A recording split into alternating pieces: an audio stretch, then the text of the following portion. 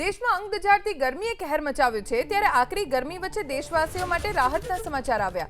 દક્ષિણ પશ્ચિમ ચોમાસું આંદામાન નિકોબાર દ્વીપ સમૂહમાં પહોંચી ચૂક્યું છે। ખુદ ભારતીય હવામાન વિભાગે ચોમાસાના આગમન અંગે પુષ્ટિ કરી છે। ભારતીય હવામાન વિભાગ મુજબ આંદામાન સાગર અને નિકોબાર દ્વીપ સમૂહમાં ચોમાસાએ તેના નિયત સમય કરતાં 6 દિવસ વહેલા પહોંચી ચૂક્યું છે। સામાન્ય રીતે ચોમાસું 1 જૂને કેરળ પહોંચે છે, પરંતુ આ વર્ષે 26 મે સુધીમાં તે કેરળના તટ પર પહોંચી જવાની પ્રબળ સંભાવના છે। અરબી સમુદ્ર અને બંગાળની ખાડીમાં ચોમાસું આગળ વધી રહ્યું હોવાથી કેરળના પથનમથિટ્ટા અને અલ્પુઝા જેવા વિસ્તારોમાં ભારે વરસાદની આશંકા છે। આ સિવાય પશ્ચિમ બંગાળના કેટલાક ભાગોમાં પણ છેલ્લા 24 કલાકમાં સારો વરસાદ નોંધાયો છે।